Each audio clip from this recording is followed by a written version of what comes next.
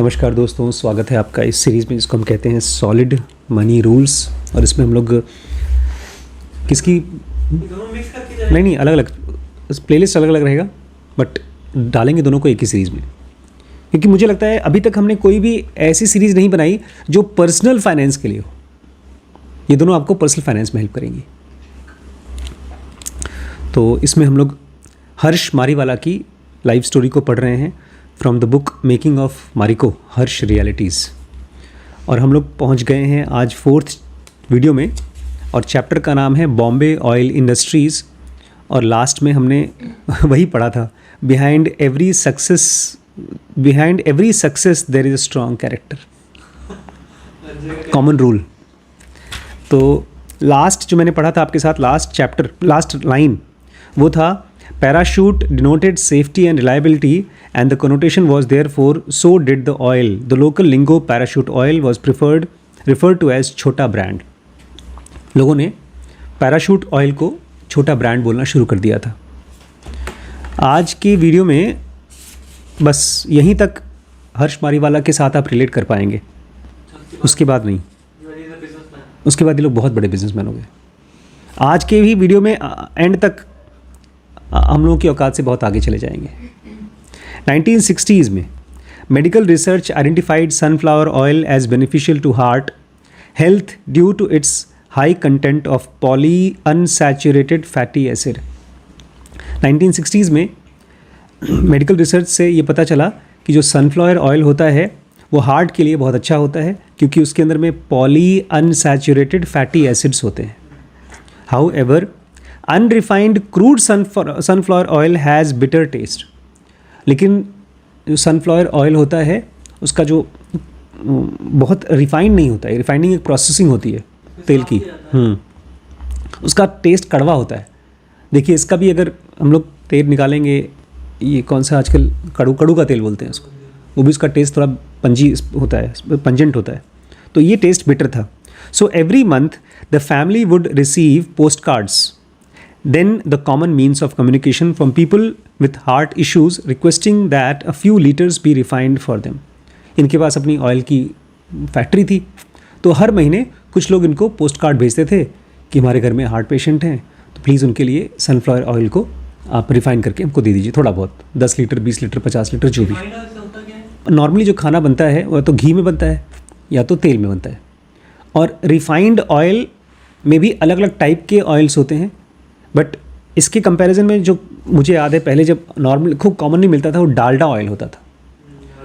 In fact Dalda oil को photo देखो आप, जब ये ऐड निकाले थे अपना सनफ्लावर ऑयल का कंपैरिजन दिखाने के लिए,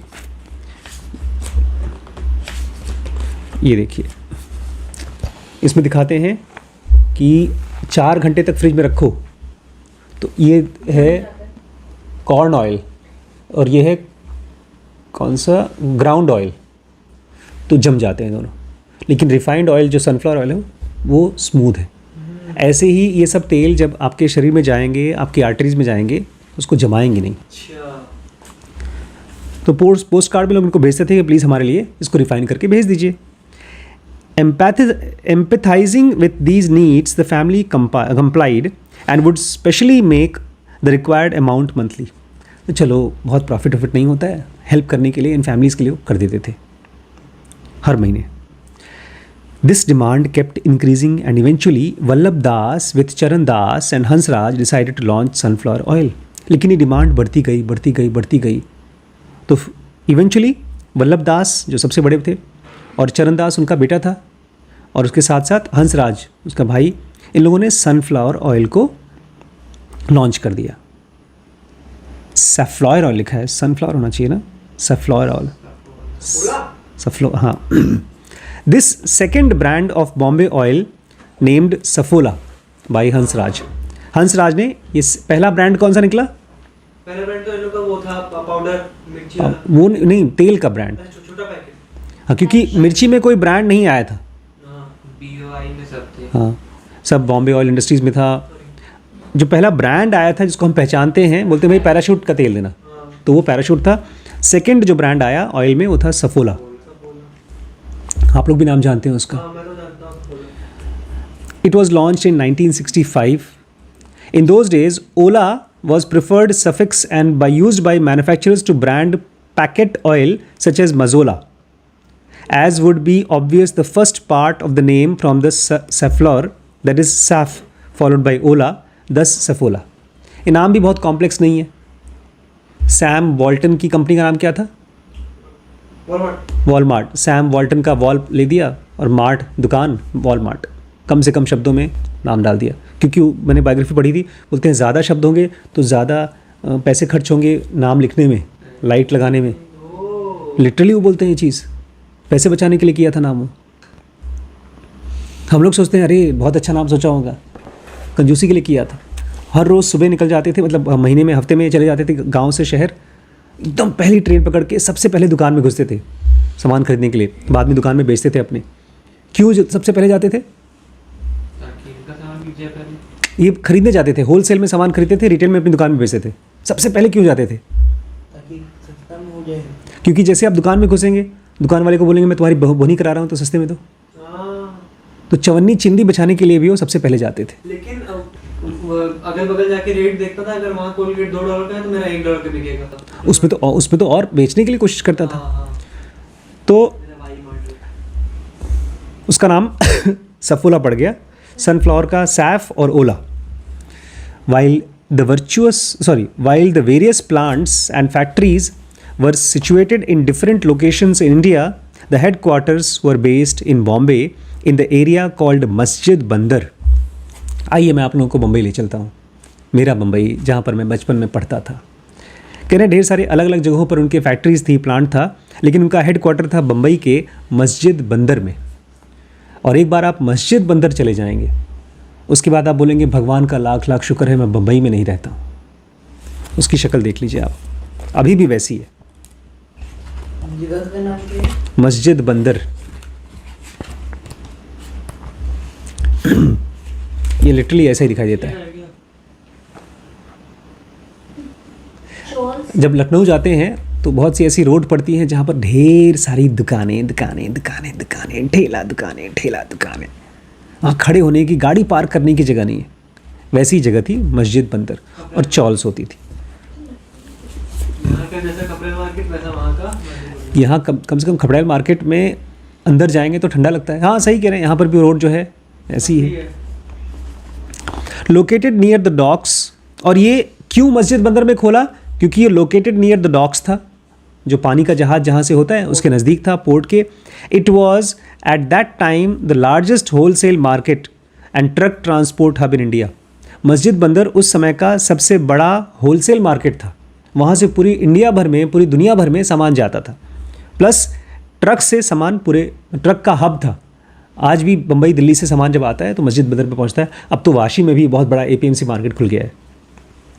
the area was further serviced by railway station. Plus यहाँ पर इस एरिया को रेलवे स्टेशन भी सर्विस करता था, which was just one stop away from the main station of Bombay, the majestic neo Gothic Victoria Terminus और VT as it is better known. लेकिन आप मस्जिद बंदर के थोड़ा सा और आगे चले जाएंगे और VT पे पहुँच जाएंगे, विक्टोरिया टर्मिनस स्टेशन पे, तो आप बोलेंगे यार रहना है तो यहीं रहना है. वहाँ पर टाइम्स ऑफ इंडिया की बिल्डिंग है, और वहाँ पर दुनिया का सबसे पहला मैंने एक सिंगल बड़ी सी बिल्डिंग देखी थी जिसमें कैसेट्स और DVDs और सब फिल्में चलती थी. एयर कंडीशन मॉल था सबसे पहला, वो जस्ट थोड़ा सा आगे ही था.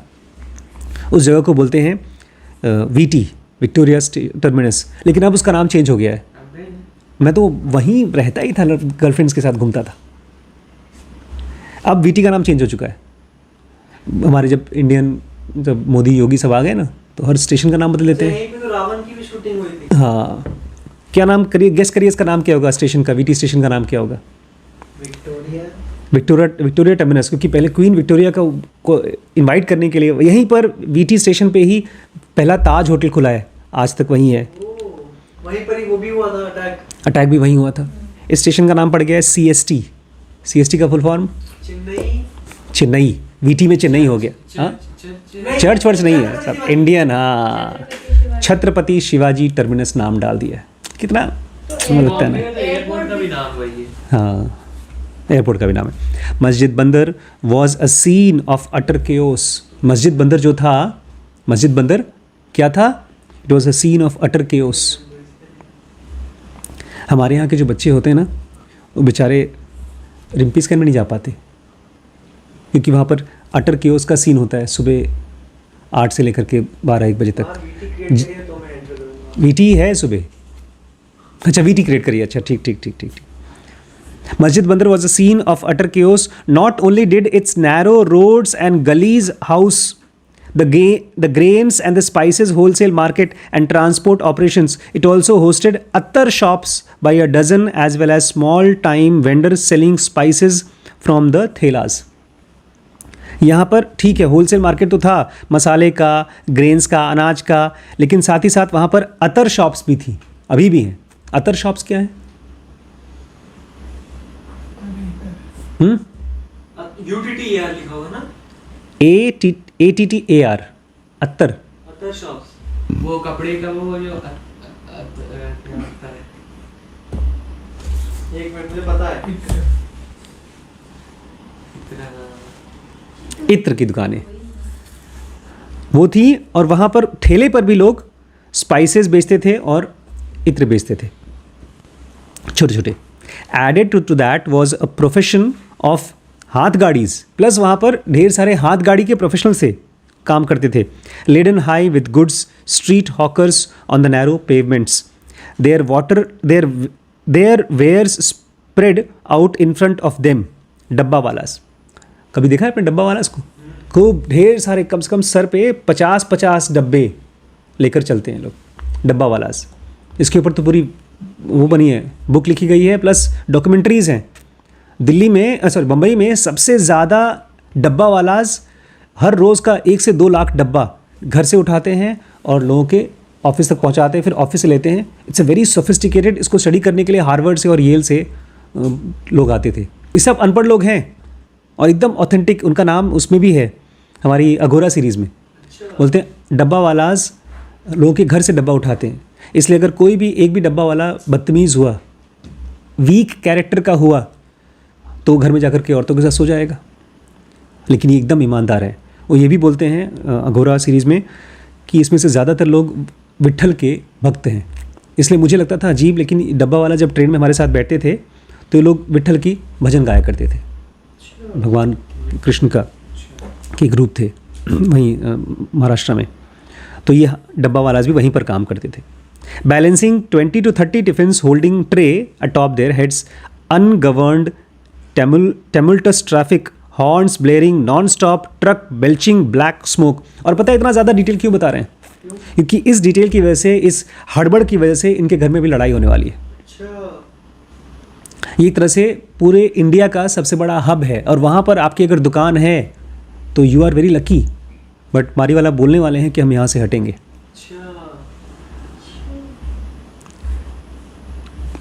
Cattle wondering where they would, or just standing stock still, unmindful of the beldam, bedlam मतलब BEDLAM, देखिए कम से कम भैया का छोड़ दीजिए।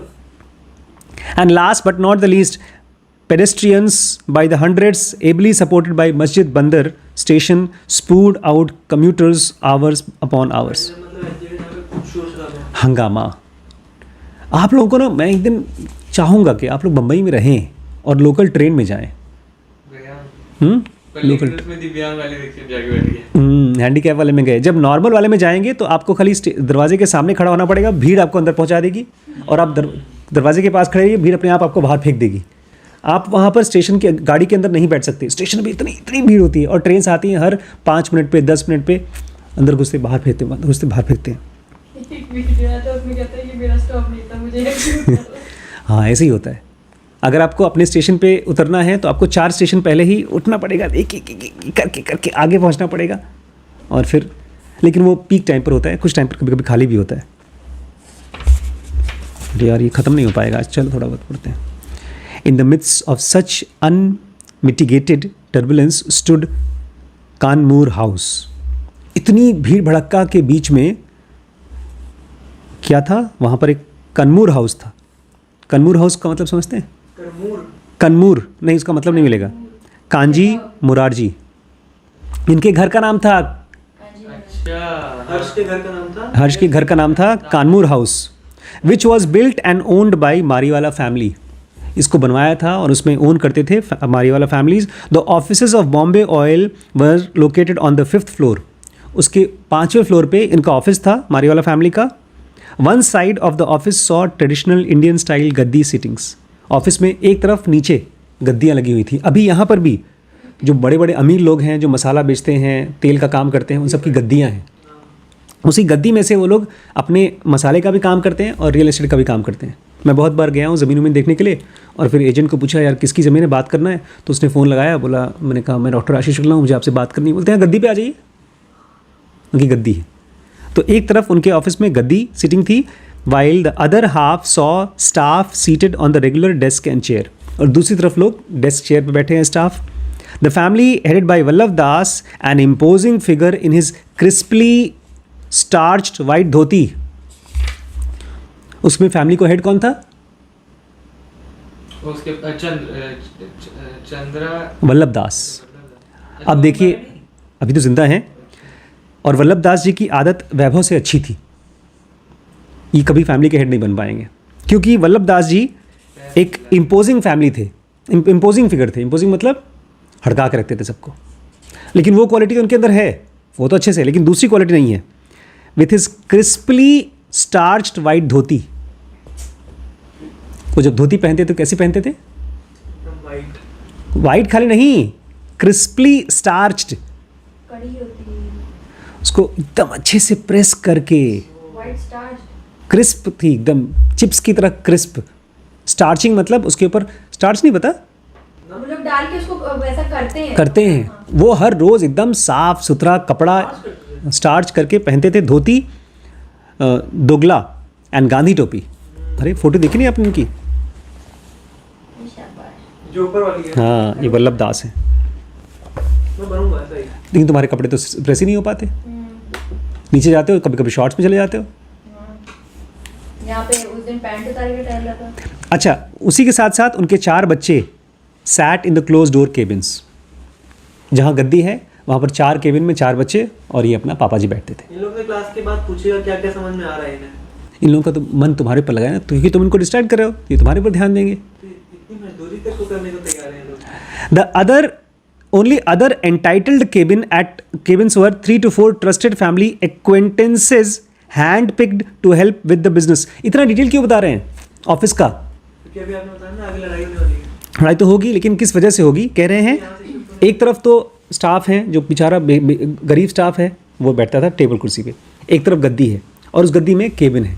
केबिन में कौन कौन था? एक बाप और 4 बच्चे। उसके अलावा only other entitled to cabins, सबको केबिन नहीं मिलती थी, खाली जो एंटाइटल्ड थे उनको मिलते थे। 3 या 4 लोग थे जो ट्रस्टेड फैमिली एक्वेंटेंसेस थे। जैसे हमारे यहाँ अगर दिलीप जी हैं, उनके लिए मैंने केबिन बना दिया। सुधीर हैं 2 साल से 3 साल से, उनके लिए केबिन दे दिया। They were hand picked to help with businesses. इनको चुन चुन के लाया जाता था ताकि वो बिजनेस में हेल्प कर सकें। There were no professionals at that time. आपको अगर मल्टीनेशनल कंपनी बनानी है तो आपको चाहिए होंगे प्रोफेशनल्स। ये बताइए स्केल अप का कौन सा लेसन है ये? हाँ, जर्नलिस्ट से स्पेशलिस्ट ट्रांजिशन करना होगा। तो उस ज़माने में इनके पास कोई प्रोफेशनल्स नहीं थे। All decisions pertaining to the business were taken jointly by the family. सारे डिसीजंस पूरी फैमिली एक साथ लेती थी। 1960s and 70s communication happened via telegram, teleprinters and post. उस ज़माने का जो ज़्यादातर बातचीत होती थी अपने कस्टमर से, वो टेलीग्राम से होता था, टेलीप्रिंटर से होता था और पोस्ट से होता था, चिट्ठी से होता था। At Canmore House, every morning, all correspondence that had come in through the night would be collected, filed into specific folders and circulated within family. रात तक चिट्ठियाँ या जो भी कस्टमर या जो भी वहाँ से डीलर्स भेजते थे, चिट्ठियाँ आती थी ढेर सारी, वो सबको खोल करके फाइल किया जाता था और जिस मेंबर के लिए वो लिखा होता था उसके पास पहुँच जाता था। The office also housed a dining room. उस ऑफिस में एक डाइनिंग रूम भी था। To which the family members would convene at 1 PM, जिसपे के सारे फैमिली मेम्बर्स 1 बजे आते थे daily to partake of strictly vegetarian lunch prepared by maharaj. रोज़ ये लोग खाना खाने आते थे, एकदम स्ट्रिक्टली वेजिटेरियन खाना जो महाराज बनाते थे, इन द ऑफिस किचन में बनता था. Following this the brothers would assemble again in the patriarch's cabin. Patriarch क्या होता है? बॉस के केबिन में, पापा के केबिन में. ये सब उनके केबिन में बैठते थे 2:15 बजे. And then again for coffee at 4 PM. और फिर से लोग कॉफ़ी पीने के लिए सब इकट्ठा होते थे 4 बजे. It was at these sessions that business updates and issues were discussed and resolve. यही खाने की टेबल पे, चाय के टाइम पर ये सब ऑफिस के और बिजनेस के इश्यूज़ डिस्कस होते थे और रिजॉल्व किए जाते थे. All the family members were involved in day to day running the business. सारे के सारे फैमिली मेम्बर्स इन्वॉल्व होते थे रोज़ का बिजनेस रन करने के लिए. Concentration on short-term tactical issues led to a neglect of long-term strategic planning. हर रोज़ इकट्ठे होते थे, रोज़ की शॉर्ट टर्म टैक्टिकल इश्यूज़ पे कॉन्सेंट्रेट करते थे. शॉर्ट टर्म मतलब अगले 1 महीने में क्या करना है, 2 महीने में क्या करना है, इस पे रोज़ कॉन्सेंट्रेट करते थे. इसी की वजह से long term strategic planning miss हो गया. They neglected the long term strategic planning. जैसे अभी हमारे पास भी यही है, हम लोग केवल शॉर्ट टर्म जीते हैं. आज कौन सा दिक्कत हो गई, आज बैंक में क्या काम है, अगले 1 साल में या 2 साल में हमको क्या करना है, हम लोग नहीं जानते. जो इनके साथ है, इसलिए मैंने कहा था आज तक हम इनके साथ रहेंगे, इसके बाद ये लोग बहुत आगे बढ़ जाएंगे. हम लोग यहीं के. मारी वाला सोचेगा, मारी वाला भी फॉरेन जाएगा, वहाँ पर उसको पहली बार दिखाई देगा ब्रांड्स. लगेगा इंडिया में तो ज़्यादा ब्रांड्स है ही नहीं, तुम्हें भी फॉरेन जाना पड़ेगा, चक्कर काटना पड़ेगा.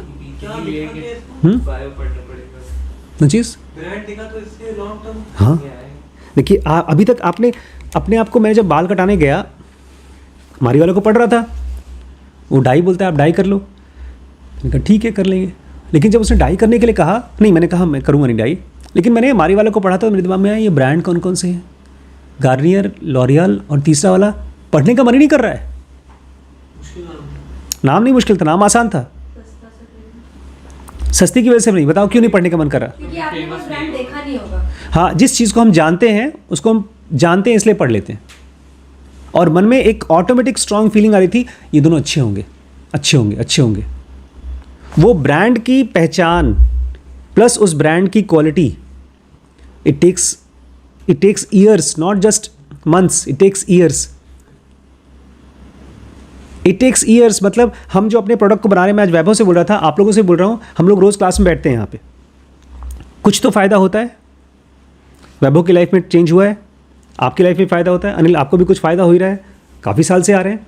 इसको हम एक ब्रांड का की तरह कैसे देख सकते हैं और कैसे दिखा सकते हैं,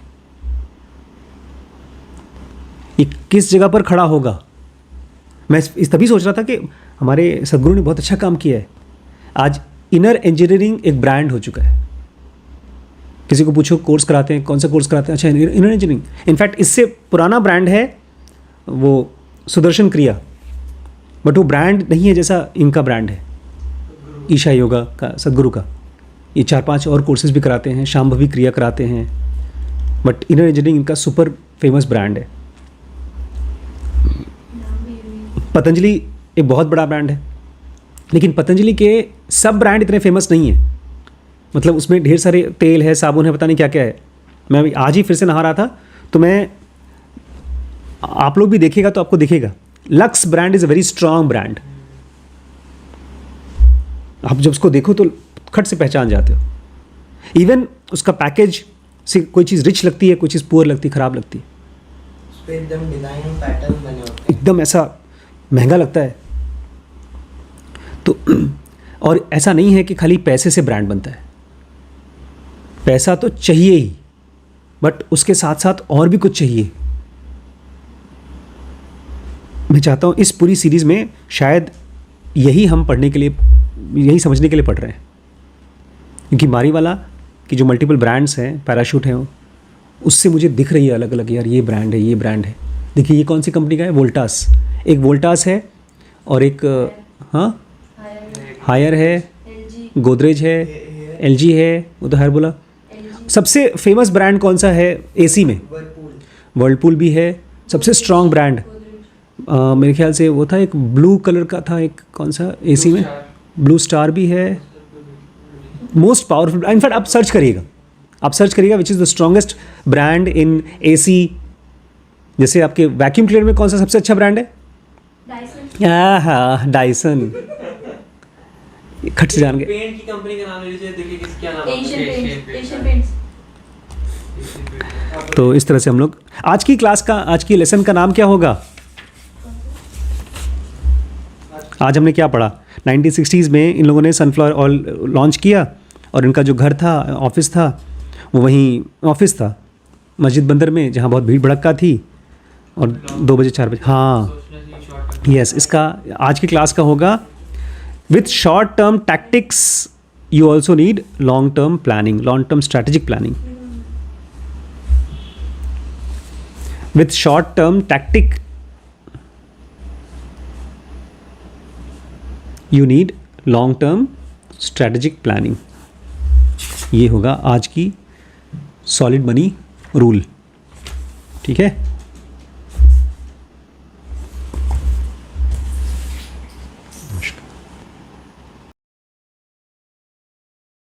नमस्कार दोस्तों, स्वागत है आपका इस सीरीज़ में जिसको हम कहते हैं सॉलिड मनी रूल्स। और इसमें हम लोग मारीवाला, मिस्टर हर्ष मारीवाला की company the making of Marico पढ़ रहे हैं। शुरू करने से पहले मैं थोड़ा सा फीडबैक शेयर करना चाहता हूँ अपने बच्चों का। अभी मेरे सामने 5 बच्चे बैठे हैं, जिसमें से एक को लगता है कि हम लोगों को ये सीरीज़ नहीं बनानी चाहिए, जबकि हम लोगों ने टोटल 3 वीडियोस बना लिए हैं, राइट। 4 को लगता है बनाना चाहिए। और जैसे एक बच्चे ने मुझे बताया, फीडबैक दिया कि इन्फॉर्मेशन गैप नहीं है, इन्फॉर्मेशन गैप है लेकिन उसको ठीक से पूरा नहीं कर पा रहे हैं। ऐसा लग रहा है जैसे कि जो चीज़ें हम लोग बता रहे हैं वो चीज़ें पता ही हैं, कोई बहुत गहरी जानकारी नहीं मिल रही है बिज़नेस को करने की। मुझे भी ऐसे लग रहा था शुरू में जब मैं पढ़ रहा था। और इसी के साथ साथ हम लोग अलजेब्रा ऑफ हैप्पीनेस भी पढ़ रहे हैं। मैं आप सबको एक बात क्लियर करना चाहता हूँ। इन दोनों सीरीज़ में, इनफैक्ट जितनी भी हमारी बुक्स की सीरीज़ हैं, उन सब में आप जब बिज़नेस सीखना चाहेंगे, ख़ास तौर से बिज़नेस सीखना चाहेंगे या किसी चीज़ को गहराई से सीखना चाहेंगे, तो कुछ नया मिलना ये कुछ टाइम के बाद ख़त्म हो जाएगा। जब तक कि आप किसी पॉइंट पर फंस न गए हों और उस फंसने का सोल्यूशन उस किताब में ना दिया हो। हम लोगों ने अपनी WBX की सीरीज़ में, बिज़नेस की सीरीज़ में साइकोलॉजी ऑफ मनी पढ़ा, हमने ब्लिट्ज स्केलिंग पढ़ा, स्केल अप पढ़ा, मास्टर्स ऑफ स्केल के नाम से। फिर हमने शुरू किया था fall in love with your problem. इन सभी बुक्स में हम लोगों को एक पॉइंट के बाद यही लगा, एक शुरू में तो अच्छा लगा, नया नया समझ में आया, लेकिन उसका प्रैक्टिकल एप्लीकेशन ख़त्म हो गया। इसलिए मैंने अभी तक मास्टर्स ऑफ स्केल कंप्लीट भी नहीं किया है, लास्ट के कुछ वीडियोस बाकी हैं। और ब्लिट्ज स्केलिंग जो हमने कवर किया है, 2-4 चीज़ों को छोड़ करके कुछ याद भी नहीं है। अब हम जो यहाँ पढ़ने वाले हैं, मारीवाला को देवांश ने एकदम सही कहा कि इनकी एक कंपनी बनी और उसकी अपनी पर्सनल स्टोरी हम यहाँ पढ़ रहे हैं। जब ये सीरीज़ ख़त्म होगी, ये पूरी की पूरी बात हम भूल जाएंगे, क्योंकि हम अभी कोई कंपनी बना नहीं रहे हैं। हमने इससे पहले पढ़ा कि किस तरह से वो लोग 2-3-4 जनरेशन पहले थे। अब उसमें हम लोग कौन सी बात सीख सकते हैं, क्या सीख सकते हैं बताइए। इसमें कौन सा मनी रूल है कि wealth is built in generations? है कोई मनी रूल? अब ये कोई बड़ी ख़ास बात नहीं लगती समझने में। अभी आगे चल कर के एक पॉइंट पे, आज मैंने वो चैप्टर को पढ़ लिया है।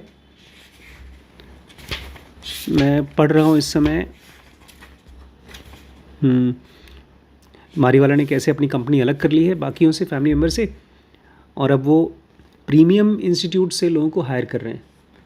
ये बात भी हमारे किसी काम की नहीं है, क्योंकि हम अपनी कोई कंपनी चला नहीं रहे हैं फ़िलहाल, जहाँ पर प्रीमियम इंस्टीट्यूट से, आईआईएम से, आईआईटी से हायर कर सकें किसी को। लेकिन हम इसको सोच सकते हैं कि किसी की बायोग्राफी जानने को मिल रही है। एग्जैक्टली हम अगर जैसे, मैं और भैया जैसे बात कर रहे थे वॉरेन बफेट के बारे में, उसकी हम बायोग्राफी जानना चाह रहे थे, हम्म, ऐसी इसकी भी जान सकते हैं। बिल्कुल सही बात है। आप देखिए अपने लाइफ में आपने कौन कौन से चॉइसेस अभी ले रहे हैं। जैसे आप, हम लोग का रूटीन क्या है, अभी रात को बज रहे हैं 10, 9, 10, सोते सोते बज जाएंगे 3 या 4, उठते उठते बज जाएंगे 11 या 12, फिर 1 या 2 बजे तक हम लोग नाश्ता वाश्ता करेंगे, फिर 1 आध घंटे, आधे घंटे अपने वीडियोस देखेंगे, उसी में थोड़ी बहुत पढ़ाई कर लेंगे, फिर घूमेंगे फिरेंगे, फिर शाम को वीडियो के लिए आ जाएंगे। ये हम लोगों का रूटीन है। मैं रिपीट करूं फिर से? इसमें कौन सा हम लोग जिस नॉलेज को पढ़ा है उसको अप्लाई कहाँ कर रहे हैं? हमारा रूटीन ये है, 9-10 बजे तक हम लोग की क्लास चालू होती है, 11-12 बजे तक ख़त्म होती है, 3-4 बजे तक हम सोते हैं, और इसमें भी 12 से लेकर के 4 तक में खाना खाने के बाद कोई बिज़नेस के बारे में ना सोचते हैं, ना पढ़ाई के बारे में कुछ सोचते हैं। फिर सुबह उठते हैं 11-12 बजे तक, फिर 12 से लेकर के 2 बजे तक हम नहा धो के तैयार होते हैं, फिर आधे 1 घंटे तक अपनी किसी पढ़ाई को कर लेते हैं। तो दिन भर में 24 घंटे में हम इवन जो बिज़नेस की पढ़ाई करना चाहते हैं वो भी आधे 1 घंटे करते हैं, और उसको एप्लीकेशन का तो कभी मौका ही नहीं आता।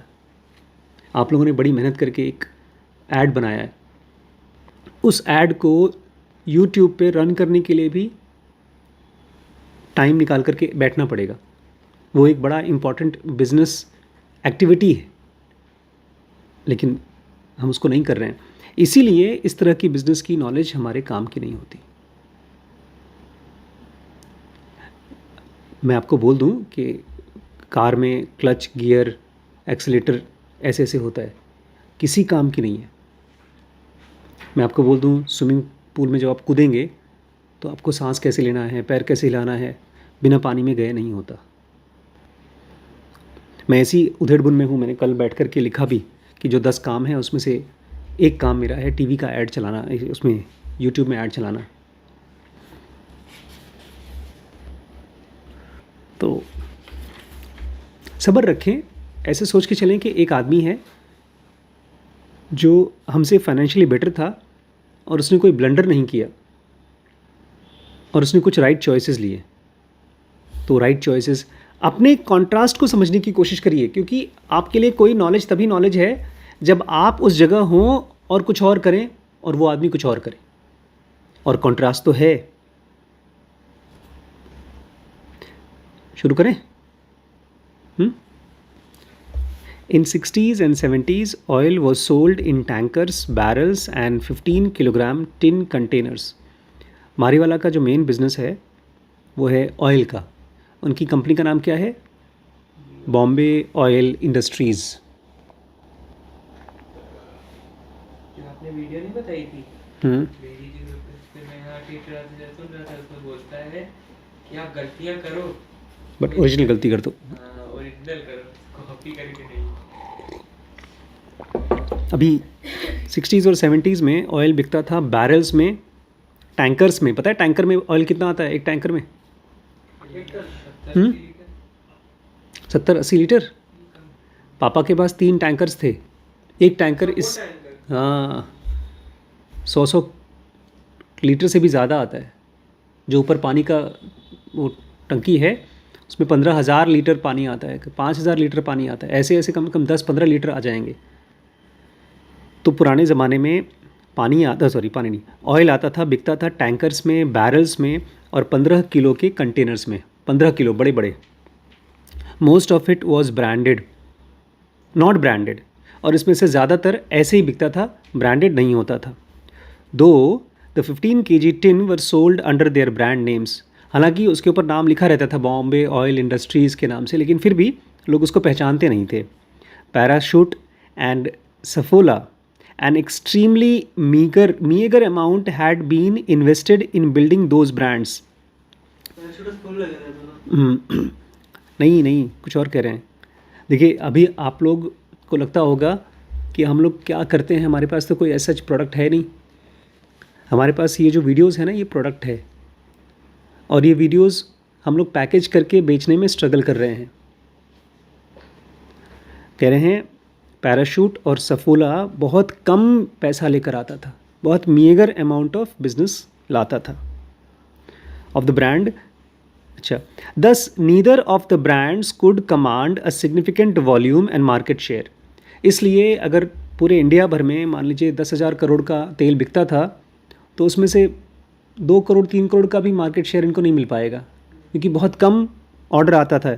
इनफैक्ट ये लोग फ़ोन करते थे तब जा कर के उनको सफोला वाला ऑयल देते थे। पर सफोला तो यूनिक कंपनी है। हाँ, लेकिन उस समय नहीं बिकता था। पर ये लाइन का मतलब ये नहीं है।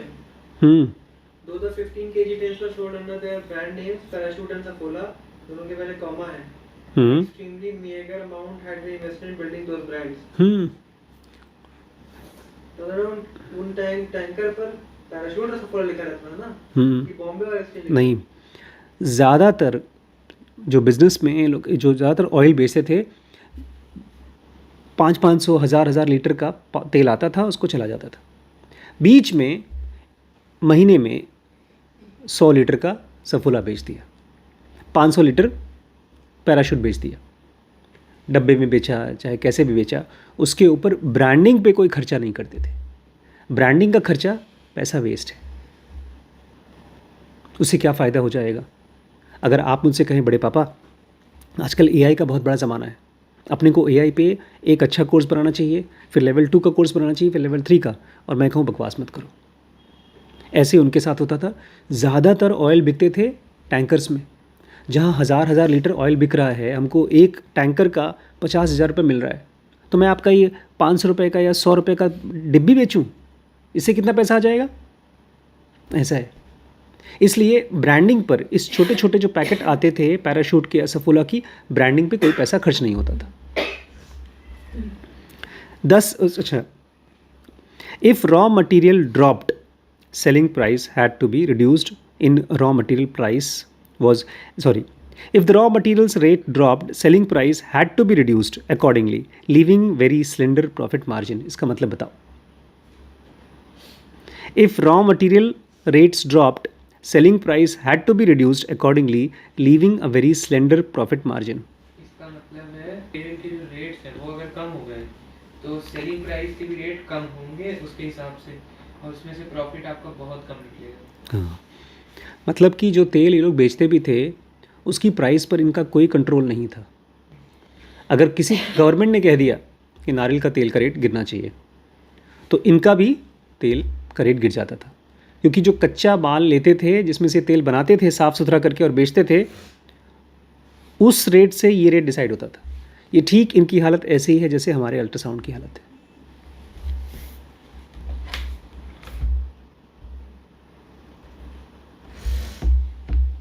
हमारा रेट पर हमारा कोई कंट्रोल नहीं है, इनके रेट पे इनका कोई कंट्रोल नहीं था। आपके रेट पे कंट्रोल कैसे नहीं है? आज अगर हमारा अल्ट्रासाउंड का रेट हमारा हम लिखते हैं, नॉर्मल अल्ट्रासाउंड का होल एब्डोमेन का 900 रुपये लेते हैं। पूरे शहर में सब ने अपना रेट 500 कर दिया, तो पेशेंट हमारे पास आएंगे नहीं,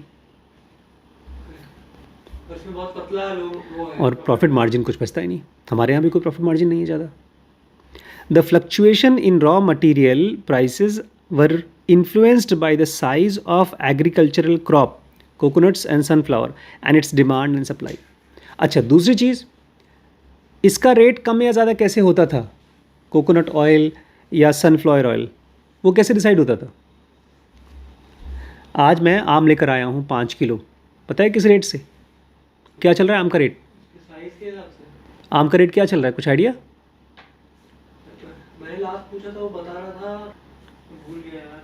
मैंने पिछले 10 रुपए किलो बता, हाँ, पिछले हफ्ते जब मैं लेकर आया था तो 100 रुपये किलो लेकर आया था। आज मिल रहा है 50 रुपये किलो, क्योंकि सप्लाई ज़्यादा हो गई। क्योंकि सप्लाई ज़्यादा हो गई। अगर कोकोनट की खेती ढेर सारा हो गई देश में तो सस्ता हो जाएगा, कम हो गई तो महंगा हो जाएगा। Fluctuation in raw material price, जैसे रॉ मटेरियल का प्राइस ऊपर नीचे होगा, ये रेट ऊपर नीचे हो जाएगा।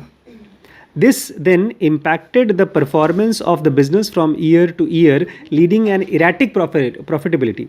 इसी वजह से जो भी आपका बिजनेस होता था साल दर साल जो वो अब ऊपर नीचे होता था मौसम के हिसाब से, फसल के हिसाब से, और इनका प्रॉफिटेबिलिटी भी था इरेटिक. इरेटिक मतलब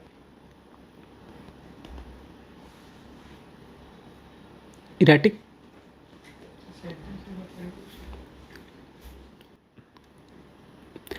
This then impacted the performance of the business from year to year, leading to erratic profitability. Changing without reason.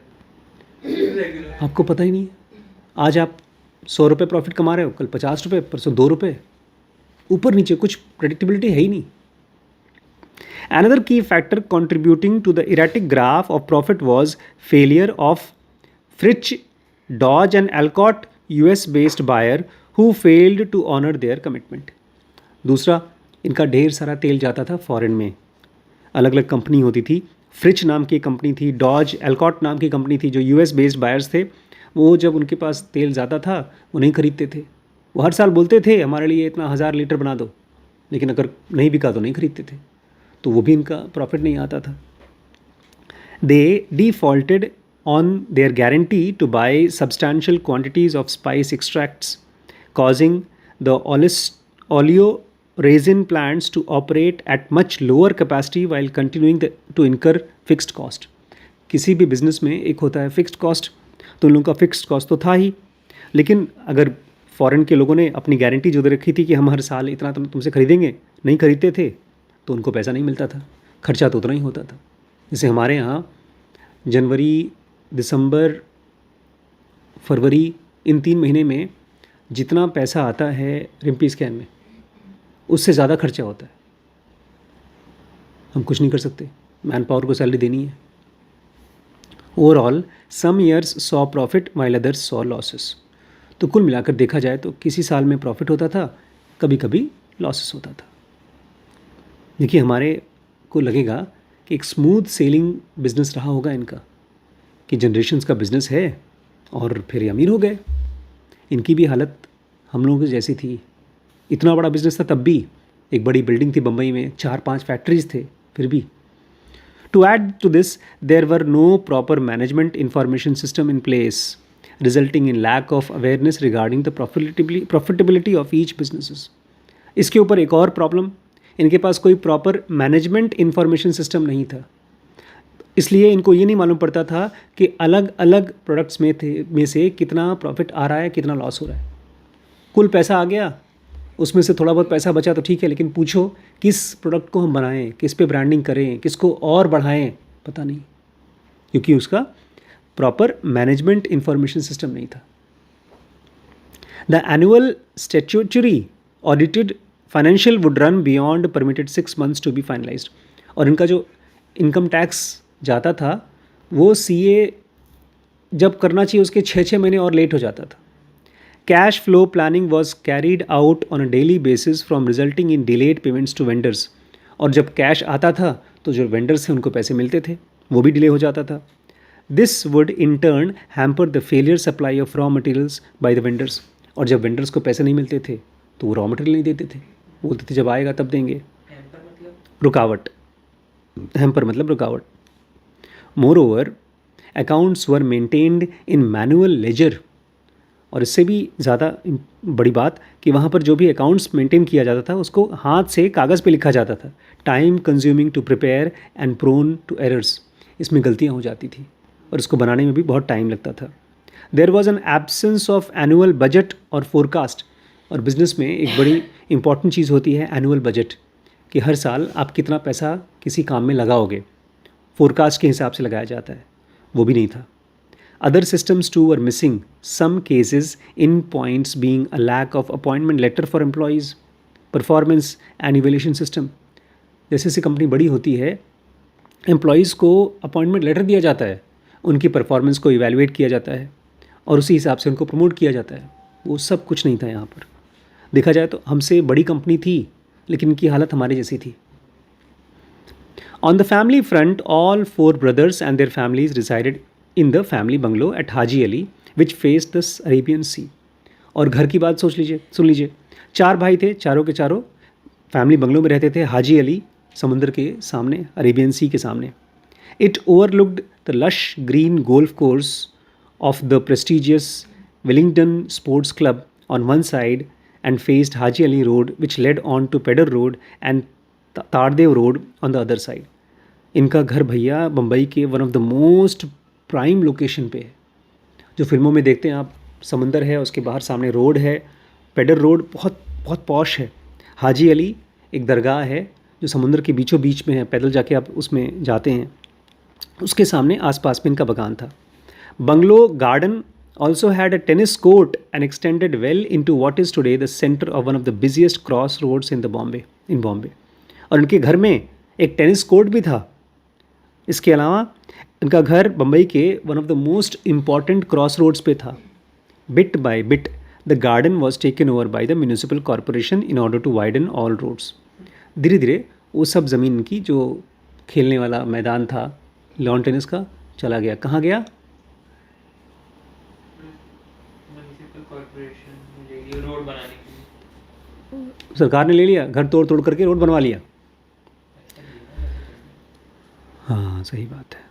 दो each brother had a floor to himself, they all shared a common kitchen on the second floor where the head of the family Vallabh Das resided. हर भाई के पास अपना एक एक floor था, लेकिन सबके सब खाना खाते थे सेकेंड फ्लोर पे, जहाँ पर उनके head of the family Vallabh Das रहते थे। रफली 20 to 25 family members, children included, dined every night in the large dining room, the children around 7:30 to 8 p.m, followed by the elders। 20 से 25 लोग रोज़ खाना खाते थे, बच्चे पहले खा लेते थे 7:30-8 बजे तक, उसके बाद बड़े खाते थे। As with the business where the profits and losses were shared equally, on the same front too, with the ladies and children everything, be it running the huge kitchen, other household responsibilities, cars and meals were shared। जैसे business में सब कुछ सबका था, share किया जाता था, ऐसे ही घर पर सारा खाना पीना सब कुछ, गाड़ियाँ, कार्स, ये सब शेयर्ड थी, कॉमन थी। There was no question of individual likes और डिमांड्स एट मील टाइम्स और otherwise, no I me myself insistence. और इतना बड़ा परिवार था, फिर भी वहाँ पर ये सवाल नहीं था कि मुझे खाने में ये खाना है, मैं ये गाड़ी खरीदना चाहता हूँ ना। सब कुछ परिवार में कॉमन था और ऊपर से डिसाइड होता था। Unity and bonding with in the family was absolute. इनके परिवार में बहुत यूनिटी थी, बॉन्डिंग थी बहुत ज़्यादा। Engendered and encouraged by patriarch Vallabh Das and matriarch his wife Kabubai. ये सब चीज़ें किसने किया था? उनके माँ बाप ने, वल्लभ दास और काबूबाई ने। काबूबाई कौन है? उनकी माँ, वल्लभ दास की wife. Through the day, the door of all the homes remained unlocked, and family members walked into each other's house at will, even after the kitchens were separated post 1965। सबके घर खुले रहते थे, बच्चे आपस में एक दूसरे के कमरे में ऐसे चले जाते थे जैसे उनका अपना ही घर है। खाना वाना खाने के बाद भी ओपन रहता था। जब किचन अलग अलग हो गया फिर भी 1965 में। Though the ladies of the house were not allowed to work or attend office, all had diverse interests which ranged from stitch craft and making bead बटुआस। लेडीज़ को ऑफिस में काम करना अलाउड नहीं था, लेकिन सबके अपने अलग अलग इंटरेस्ट थे। जैसे कि लोग स्टिचिंग करते थे, क्रोशिया बनाते थे, बटुआ बनाते थे, अलग अलग चीज़। Indian classical music and even golf, यहाँ तक कि वो लोग म्यूज़िक सुनते थे, क्लासिकल म्यूज़िक, और गोल्फ भी खेलते थे। In fact one of the bonding factors for entire family including man was their shared passion for Indian classical music. कह रहे हैं एक चीज़ थी जो पूरे परिवार को, जेंट्स को, लेडीज़ को, सबको बहुत पसंद थी, और वो थी इंडियन क्लासिकल म्यूज़िक। मुझे भी बहुत पसंद है। खैर अब तो मैं बहुत दिन से सुनता नहीं हूँ music. Music permeated the entire building, playing in all homes through the day. Music पूरे बिल्डिंग, पूरे दिन भर चलता रहता था और पूरे घर में परमिएट करता था 24 घंटे। वेल इनटू द इवनिंग, शाम तक। Another common interest was their fondness for dogs. एक और कॉमन इंटरेस्ट था, सबको कुत्ते बहुत पसंद थे। Additionally man too had diverse hobbies. इसके अलावा जो जेंट्स थे उनकी भी अलग अलग हॉबीज़ थी। सेलिंग, हॉर्स राइडिंग, गोल्फ, अमीरों के शौक थे इनके भाई। नाव चलाना, समुंदर में नाव चलाना, घुड़सवारी करना, गोल्फ खेलना। The latter too could be persuaded a stone throw away at Royal Western India Turf Club RWITC और race course and Willingdon Sports Club. और जो गोल्फ खेलने की बात हो रही है वो घर से बहुत दूर नहीं था, अ स्टोन थ्रो अवे था, बस घर से बाहर निकलो पहुंच गए RWITC या तो रेस कोर्स के पास में। Peace and harmony were the order of the day. शांति और harmony order of the day था। हर्ष बोल रहे हैं, those were the days even though we were large joint family we were extremely cohesive and bonded. वो पुराने दिन थे, हमारा परिवार बहुत बड़ा था लेकिन हम लोग बहुत ही बॉन्डेड थे, एक दूसरे के साथ घुले मिले थे। The whole family acted as one, peace and unity prevailed. पूरा फैमिली एक की तरह बिहेव करता था और हमारे घर में यूनिटी थी, पीस थी। मुझे अब वैभव से पूछना है, सेम एज एवर में एक लेसन जो यहाँ पर अप्लाई करता है। जब सब कुछ परफेक्ट होता है तो क्या होता है, जब कुछ बिगड़ा होता है तो क्या होता है। सेम एज एवर में हम लोगों ने एक लेसन पढ़ा था, वॉर के बारे में था, दुनिया के बारे में था, बिजनेस के बारे में था। जब चीज़ें क्राइसिस में होती हैं तो क्या होता है, जब चीज़ें जैसे यहाँ परफेक्ट घर इनका, गोल्फ खेल रहे हैं, म्यूज़िक सुन रहे हैं, खाना खा रहे हैं, सब परिवार में बड़े प्यार से रह रहे हैं। परेशानी होती नहीं। जब आपके पास हर महीने इतना पैसा आ रहा है कि खाना वाना खाने के बाद भी काफ़ी पैसा बच रहा है, उसके बाद आपको काम धाम को बढ़ाने की क्यों सोचेंगे आप। याद है वो लेसन का नाम क्या था? हार्ड करके कोहेसिव मतलब बहुत एक दूसरे के साथ कोई रिएक्शन नहीं करता था, लड़ते उड़ते नहीं थे, साथ में रहते थे।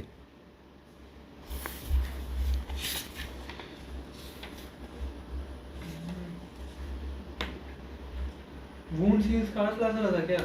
वुंड्स हील स्कार्स लास्ट नहीं, नहीं। देखिए एक तो था trying too hard, there are no points avoided for difficulty, देखिए टाइम होराइजन। उस लेसन का नाम था incentiveness, keep running, it is suppose to be hard, tiny magnificent, elation and despair, progress requires optimism and pessimism to coexist, stress, focus your attention on the ways of good times.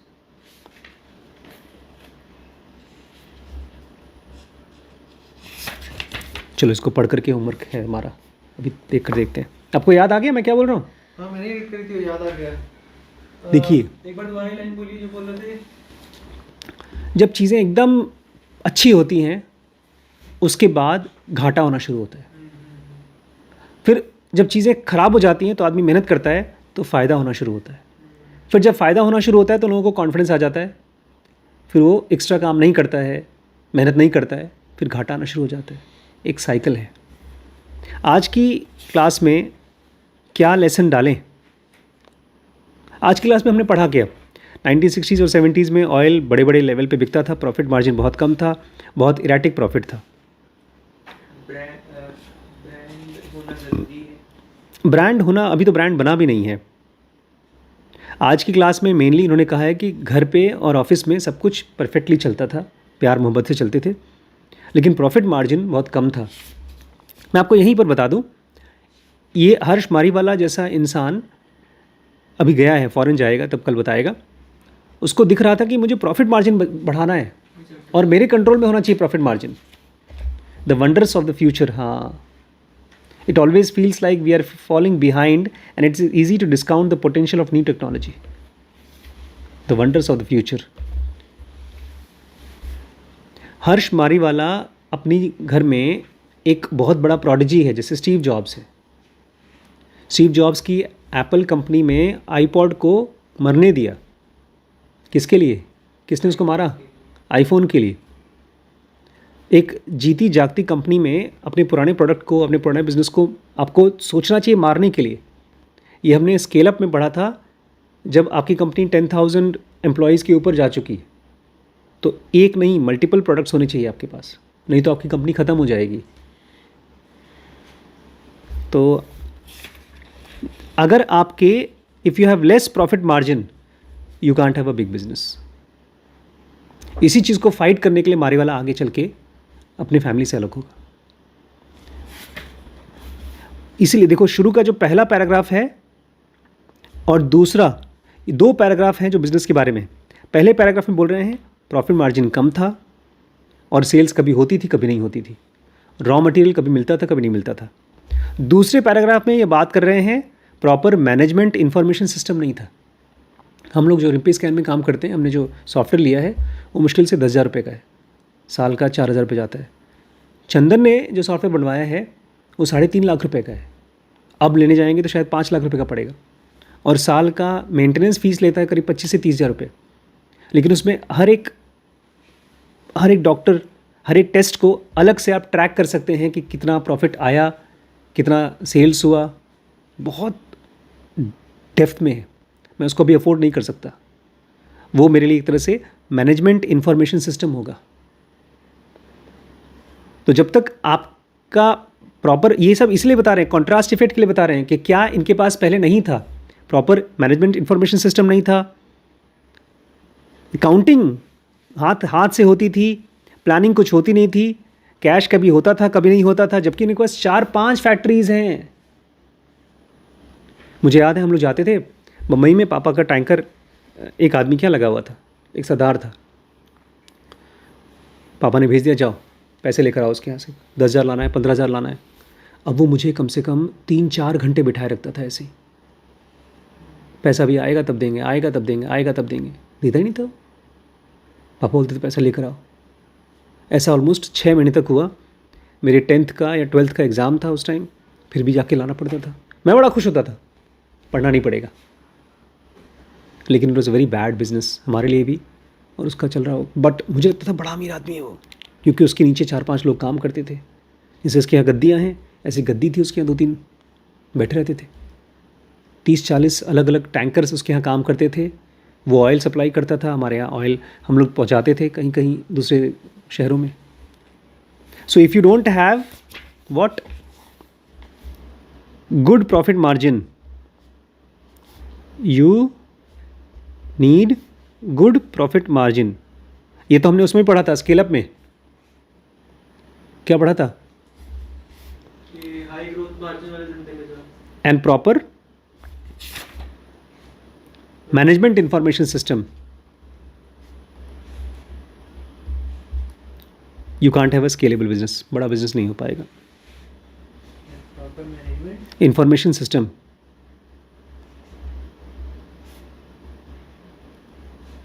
घर में सब कुछ अच्छा रहेगा, आप golf खेलेंगे, घूमने जाएंगे, क्लासिकल म्यूज़िक सुनेंगे, गाड़ियाँ होंगी, घर में लॉन टेनिस का कोर्ट हो जाएगा, सब कुछ होगा, बिकॉज पैसे आएंगे तो आप खर्च तो करोगे अपने ऊपर, लेकिन बिजनेस ग्रो नहीं होगा। तो ये था आज का क्लास। कल हम लोग पढ़ेंगे हर्ष एंड थर्ड जनरेशन। नहीं, मुझे बड़ी खुशी होती है कि आप लोग बिज़नेस की बुक्स पढ़ रहे हो, बट बिज़नेस की बुक से आपको एक हब्रिस आएगा। हब्रिस नहीं पता? हब्रिस भ्रम, इल्यूजन, एक घमंड। अरे अब पढ़ लिया, बिज़नेस के बारे में जानते हैं, अब चिंता करने की बात नहीं है, अब होगा, अपना बड़ा बिज़नेस होगा। आपको इन्वॉल्व होना पड़ेगा बिज़नेस में, आपको ये पूछना चाहिए यहाँ पर, रोज़ जाकर के कम से कम 1-2 घंटे वहीं बैठना चाहिए काउंटर पे।